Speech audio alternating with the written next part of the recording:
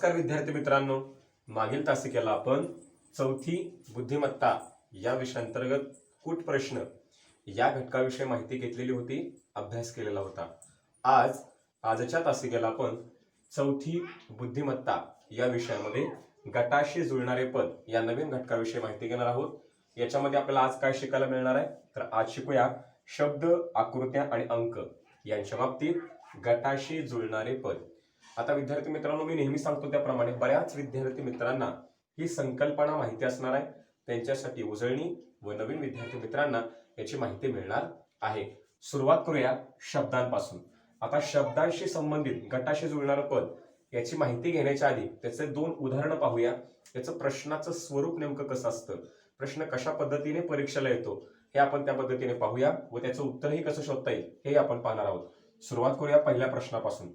बघा, गटाशी जुळणारं पद याचा अर्थ प्रश्नामध्ये एक गट दिला जातो, शब्दांचा गट दिला जातो। मग त्या शब्दांच्या गटामध्ये कोणत्या ना कोणत्या बाबतीत सारखेपणा असतो, कोणतीही एक विशिष्ट नियम लपलेला असतो। मग फुलांचा गट असेल गुलाब, जास्वंद, चाफा, प्राण्यांचा असेल वाघ, सिंह, हत्ती, पक्ष्यांचा असेल चिमणी, गरुड इत्यादी। म्हणजेच काय विद्यार्थी मित्रांनो, तर इथं जो शब्दांचा गट दिला जातो त्याच्यामध्ये एक सारखेपणा असतो। काय असतो? सारखेपणा।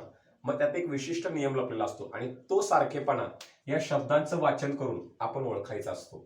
आणि ओळखल्यानंतर तो गट कशाचा आहे हे एकदा ओळखलं की त्याच्याशी जुळणारं पद पर्यायातून आपण सहजतेने शोधू शकतो। एक उदाहरण पाहूया जेणेकरून लक्षात येईल। बघा, पहिल्या प्रश्नामध्ये असं लिहिलंय महाराष्ट्र स्वल्पविराम गुजरात स्वल्पविराम मध्य प्रदेश।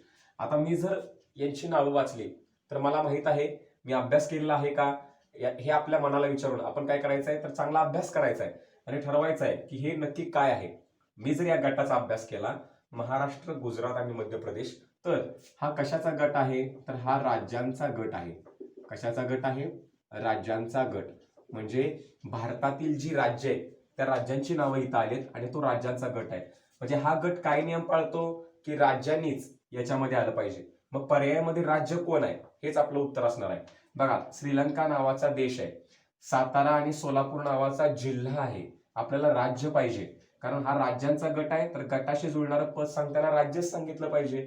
मग राज्य कुणीकडे आहे? पर्याय क्रमांक 1 मध्ये बघा, उत्तर प्रदेश। उत्तर प्रदेश हे राज्य आहे, म्हणून प्रश्नात विचारलेला गट हा राज्यांचा होता, त्याच्याशी जुळणारं पद सुद्धा राज्य हवाय, म्हणून आपलं उत्तर पर्याय क्रमांक 1 अशा प्रकारे उत्तर प्रदेश हे आपल्याला मिळणार आहे। हा झाला नमुना। असे बऱ्याच प्रकारचे प्रश्न तयार होऊ शकतात, बऱ्याच प्रकारचे गट हे विद्यार्थी मित्रांनो तयार होऊ शकतात। आपण अजून एक उदाहरण बघूया। बघा, वेगळ्या प्रकारचं उदाहरण, चैत्र, वैशाख आणि माघ। मी जर यांचा अभ्यास केला तर मला माहिती आहे, मी शिकलेलो आहे याबद्दल सामान्य ज्ञानमध्ये, की चैत्र, वैशाख आणि माघ हे काय आहे तो, तर मी गट ओळखलेला आहे। यांच्यामध्ये सारखेपणा काय आहे, तर चैत्र, वैशाख आणि माघ हे मराठी महिने आहेत। काय आहेत? मराठी महिने। म्हणजेच प्रश्नामध्ये आलेला जो गट आहे तो मराठी महिन्यांचा गट आहे। मग प्रश्नात आलेला गट मराठी महिन्यांचा आहे ना, मग पर्यायामधून कोण मराठी महिना आहे हे मला शोधायचं आहे आणि तेच मला उत्तर लिहायचं आहे। जसं की मार्च इंग्रजी महिना आहे, फाल्गुन, फाल्गुन हा कसा आहे, तर मराठी महिना आहे। बघा, ऑक्टोबर इंग्रजी महिना, डिसेंबर इंग्रजी महिना, म्हणजे पर्याय 1, 3 आणि 4 हे इंग्रजी महिने आहेत। आपल्याला उत्तर म्हणून कोण पाहिजे? मराठी महिना। कारण प्रश्नात दिलेला गट हा मराठी महिन्यांचा आहे, म्हणून त्या गटाशी जुळणारं पद, गटाशी तंतोतंत जुळणारं पद कोणतं असणार आहे, तर मराठीच महिना असणार आहे। मग ते मला दिसलं पर्याय क्रमांक 2 मध्ये, म्हणून माझं उत्तर अशा प्रकारे गटाशी जुळणारं पद किंवा आपलं उत्तर अशा प्रकारे आपल्याला पर्याय क्रमांक 2 फाल्गुन असं मिळणार आहे। अशा प्रकारे वर सूचना देतात, गटाशी जुळणारं पद ओळखा म्हणतात आणि शब्दांच्या बाबतीत विविध प्रकारचे प्रश्न हे तयार होऊ शकतात।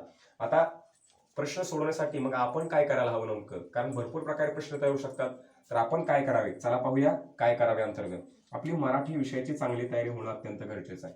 समसंबंध असो, वर्गीकरण असो, क्रम असो किंवा हा गटाशी जुळणारं पद असो, आपल्याला मराठी विषयाचं ज्ञान चांगलं असणं गरजेचं आहे।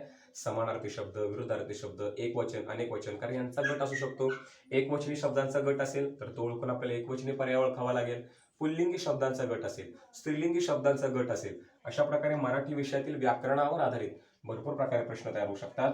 त्याचबरोबर गणितामध्ये सुद्धा काही भौमितिक आकार असतील, काही संकल्पना असतील, उदाहरणार्थ भाज्य, भाजक, भागाकार हे भागाकाराशी संबंधित शब्द आहेत, गुण्य गुणक हे गुणाकाराशी संबंधित आहे, त्यांचा आपल्याला गट येऊ शकतो. म्हणून गणित विषयातल्या बी संकल्पना आपल्याला माहित असणं गरजेचं आहे. त्यानंतर परिसर अभ्यास अंतर्गत सुद्धा आपल्याला सजीव निर्जीव गोष्टी यांचा गट असू शकतो. उदाहरणार्थ सजीवांचा गट असेल तर पर्यायातून सजीव तुम्हाला शोधावा लागेल. निर्जीवांचा गट असेल उदाहरणार्थ दगड, वाळू आणि विटा, याचा अर्थ काय, हे निर्जीव आहेत. मग निर्जीवांचा गट दिलाय ना, मग पर्यायातून निर्जीव कोण आहे हे तुम्हाला ओळखावं लागेल. म्हणजेच काय, परिसर अभ्यास मधील ज्ञानेंद्रिय असतील, आतल्या अवयव असतील, बाहेरच्या अवयव असतील, यांचा गट तुम्हाला विचारतील. म्हणून या विषयाची पण आपली तयारी असणं गरजेचं आहे.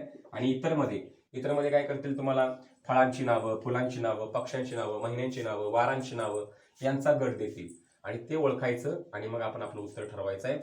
आणि त्याचबरोबर शेतीतील धान्य असतील तर यावरही आपल्याला प्रश्न येऊ शकतो. अशा प्रकारे आता आपण शब्दांच्या बाबतीत पाहिलेलं आहे. यानंतर आकृत्यांच्या बाबतीत गटाशी जुळणारं पद याबद्दल लगेचच आता आपण अभ्यास करणार आहोत. आता आकृत्यांविषयी थोडंसं बोलूया. आकृत्यांविषयी मागायला गेलं तर तसंच आहे. शब्दांचा जसा गट देतात तसाच आकृत्यांचा एक वर गट देतात.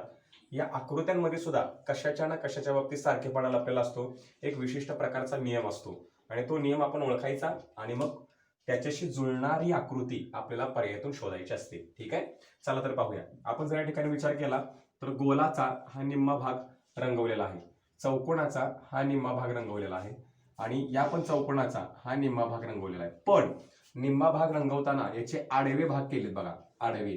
ठीक आहे, या पद्धतीने आडवे, उभे नाहीत केले, आडवे केले. हा त्यातल्या पुढची संकल्पना. याचा अर्थ काय, समान भाग केलेले आहेत आणि ते रंगवलेले आहेत. ठीक आहे, मग पर्यायामध्ये समान भाग केलेला कोण आहे बघा, याचे 3 भाग रंगवले, नको, समान भाग रंगवलेला पाहिजे.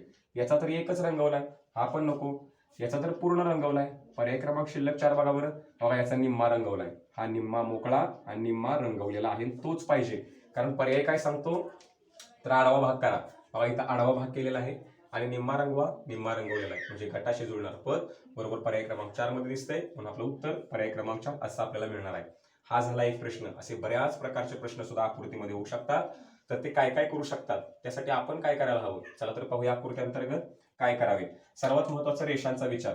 उदाहरणार्थ काय करतात, 1 2 3 4 स्वल्पविराम, 1 2 3 4 बघा, 4 रेषांपासून बनलेला हा गट आहे. आपल्याला रेषांपासून पण कधी कधी आकृत्या बनतात, याचा विचार करावा लागतो. कधी कधी आतली आकृती बाहेरची आकृती सारखी या पद्धतीचा गट असू शकतो. ठीक आहे, हा पण निरीक्षण आपल्याला करता आलं पाहिजे. म्हणजे बाहेरील आणि आतील सारखी यांचा हा गट, पर्यायातून ते शोधलं पाहिजे. इंग्रजी अक्षरांचा विचार केला तर 3 रेषांपासून बनलेली अक्षरं 1 2 3 1 2 3 1 2 3 या पद्धतीने तुम्ही पर्यायातून 3 रेषांपासून कोण बनले ते बघावं लागेल.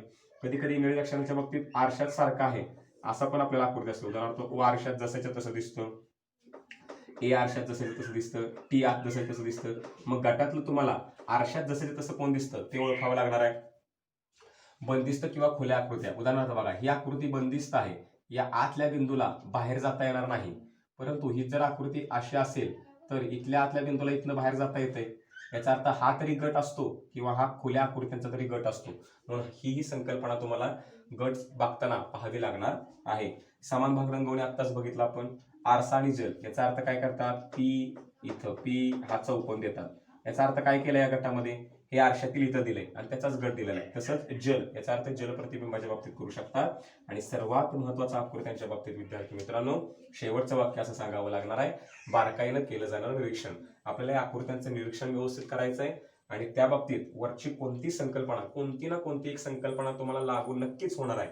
फक्त ती तुम्हाला पाहता आली पाहिजे, आपल्याला त्या आकृत्यांकडे बघता आलं पाहिजे. जर आपण व्यवस्थित बघितलं तर यापैकीच कुणाचा तरी गट हा असू शकतो. मग तो गट आपल्याला ओळखायचा आहे. जो गट आहे त्याच्यासारखाच जो नियम पाळतो आकृती, एक कोणत्या तरी पर्यायातील आकृती ती नियम पाळत असते, तो ओळखायचा आहे आणि तेच आपलं उत्तर म्हणून आपल्याला निवडायचं आहे. आता आपण आकृत्यांच्या बाबतीत बोललो. आकृतीच्या बाबतीत एवढ्या सगळ्या गोष्टी तुम्ही पाहू शकता, तुमचं उत्तर ठरवू शकता. यानंतर लगेचच आपण काय करणार आहोत, अंक म्हणजे संख्यांच्या बाबतीत गटाशी जुळणारं पद याविषयी माहिती किंवा अभ्यास करणार आहोत. आता संख्यांविषयी थोडंसं बोलूया. संख्या म्हटलं तर जसं शब्दांचा गट, जसा आकृत्यांचा गट, तसाच अंकांचा गट असतो. तर या अंकांचा जो दिलेला गट आहे त्याच्यात सारखेपणा काहीतरी शोधायचा असतो. मग तो शोधताना आपण सुरुवातीला काय काय करू शकतो हे पाहणारच आहोत, पण तुर्तास या अंकांवर आधारित एका उदाहरणाचा अभ्यास करूया व नंतर याच्यामध्ये काय काय ते करू शकतात याचा सराव करूया, कारण भरपूर प्रकारचे यावर प्रश्न तयार होऊ शकतात. मी जर या ठिकाणी या गटाचा अभ्यास केला विद्यार्थी मित्रांनो, तर मला काय जाणवते बघा, मी जर सर्वात महत्वाचं, जेव्हा एकापेक्षा जास्त अंक असतील तेव्हा त्या संख्येतील अंकांचा विचार करायचा, म्हणजे 2 आणि 4चा, आणि या संख्येतील अंकांचा काय करायची, मूलभूत क्रिया करायची. मग ही बेरीज करू शकता, वजाबाकी, गुणाकार, भागाकार, या प्रकारे 4ही मूलभूत क्रिया तुम्हाला याच्यावर करून बघायच्या. ठीक आहे, मी सुरुवातीला काय करतो, 4 आणि 2 6 बघतो. 4 आणि 2 6 होतात, 2 आणि 6 किती होतात, 8 होतात, 8 आणि 2 किती होतात, 10 होतात. म्हणजे 6 आणि 2 8 आणि 2 10 बेरीज येते, याचा अर्थ 12 बेरीज आली पाहिजे. मग 12 बेरीज येते का, 3 आणि 1 4 होतात, 2 आणि 5 7 होतात, 3 आणि 0 3 होतात, 3 आणि 3 6 होतात. 12 बेरीज येत नाही, याचा अर्थ मला काय इथं लक्षात येतंय की मला बेरीज करून जमणार नाही. मग गुणाकार करून बघा, 4 2 8, 6 2 12, 8 2 16. बघा 8 4 12 4 16, 16 4 20, 20 गुणाकार कोणाचा येतोय का, 3 1 3, 2 5 10, 3 0 0, 3 3 9 नाही येत. म्हणजे काय, बेरीज नाही, गुणाकार नाही. मग आपण जर या ठिकाणी विचार केला तर आपल्याला एक वेगळा विचार या ठिकाणी करावा लागतो. कशाच्या बाबतीत, तर आपण जर नीट निरीक्षण केलं तर 4 6 8 एकक स्थानी 4 आहे, एकक स्थानी 6, एकक स्थानी 8 आहे. याचा अर्थ आहे कसल्या संख्या येतो, या समसंख्या आहेत. कसल्या संख्या आहेत, समसंख्या. ठीक आहे, मग समसंख्या कोणते पर्याय घेतली, जर इथं पर्याय क्रमांक मी 3 बघितला, बघा आपण पर्यायावरून पण अंदाज लावू शकलो असतो, ही विषम संख्या, ही विषम संख्या, ही विषम संख्या, ही एवढीच समसंख्या आहे. म्हणजे हा समसंख्यांचा गट आहे, म्हणून आपल्याला या प्रश्नाचं उत्तर अशा प्रकारे पर्याय क्रमांक 3 30 असं आपल्याला मिळणार आहे. ठीक आहे, आता हे झालं समसंख्याच्या बाबतीत. मग हा समसंख्यांचा गट आलाय, कधी कधी विषम संख्यांचा गट येऊ शकतो. विषम संख्यांच्या गटमध्ये तुम्हाला देतील 13 15 19. ठीक आहे, तर विषम संख्याचा गट ओळखावा लागेल. या पद्धतीने ते भरपूर प्रकारे प्रश्न तयार करतात. मग ते सोडवण्यासाठी आपण काय करायला हवं, चला तर पाहूया काय करावे. ते काय करू शकतात, तर बघा आपल्याला ते बेरीज सारखी देऊ शकतात, गुणाकार सारखा देऊ शकतात, वजाबाकी सारखे देऊ शकतात, भागाकार सारखा देऊ शकतात. म्हणून पहिली सर्वात आधी गोष्ट तुम्ही काय करायची गटाचा अभ्यास करताना, जेव्हा 1 अंकीपेक्षा जास्त अंकी संख्या असेल, 2 अंकी 3 अंकी, तेव्हा त्या संख्येतील अंकांचा विचार करायचा आहे. उदाहरणार्थ 5 4 9, 5 आणि 4 9, 9 आणि 9 18, कदाचित 18 बेरीज असेल. बघा असा त्यांचा गट असेल, म्हणजेच काय, संख्येतील अंकाचा विचार करायचा आहे. कधी कधी तुम्हाला असं असेल 2 4 8 1 4 2.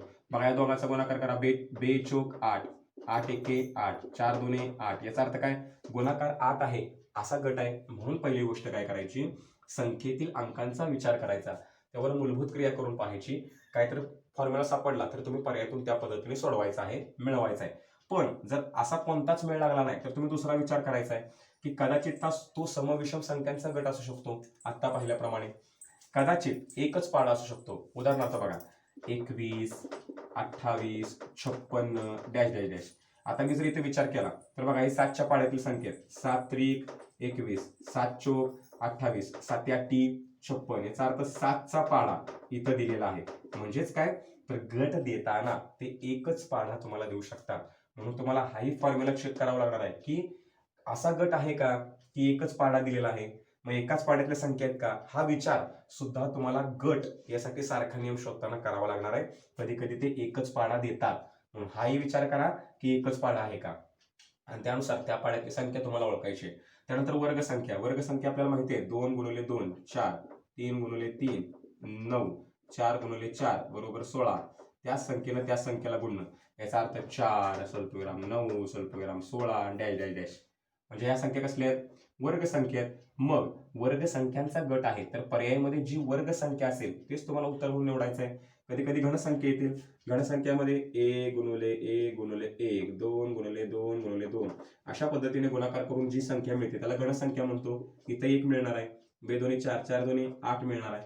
मग आपल्याला ओळखता आलं पाहिजे 1 8 27 डॅश डॅश डॅश. म्हणजे 1चा घन 1 आहे, 2चा 8 आहे, 3चा 27 आहे. म्हणजे घनसंख्यांचा गट दिलाय हे आपल्याला ओळखता आलं पाहिजे. ठीक आहे, कधी कधी काय करतात, इथं 5 लिहितील, इथं 25 लिहितील. तर आपण शिकलोय संख्यांकडे पाहायला, 5चा वर्ग 25 या पद्धतीने मांडणी करतील, लक्षात घ्या. किंवा इथं 2 आहे, इथं 1 आहे, 2 आणि 1 3, 3चा वर्ग 9 मध्ये देतील किंवा मध्ये बेरीज देतील, असा गट असेल. 4 इथं 5 आणि इथं 1, 4 आणि 1 5 या पद्धतीने सुद्धा आपल्याला करू शकतात, हे लक्षात घ्यायचं आहे. वर्ग संख्येच्या बाबतीत सुद्धा समसंख्यांचे वर्ग याचा गट असू शकतो, विषम संख्यांचे वर्ग याचाही गट आपल्याला विचारला जाऊ शकतो. अशा प्रकारे संख्यांच्या बाबतीत गट तपासताना आपल्याला एवढे सगळे नियम त्याला लावावे लागतात. त्यातला कोणता ना कोणता एक नियम नक्कीच विद्यार्थी मित्रांनो त्याला लागत असतो. त्यामुळे ह्या सर्व संकल्पना लक्षात ठेवा. अशा प्रकारे आज आपण चौथी बुद्धिमत्ता या विषयांतर्गत गटाशी जुळणारे पद याविषयी शब्द, आकृती, अंक यांचा अभ्यास केला. यावर आधारित क्वेश्चन बँक जी टेस्ट स्वरूपात असते ती सोडवण्यासाठी तुम्हाला याचा अभ्यास करायचा आहे. याचा अभ्यास करा, सराव करा. धन्यवाद.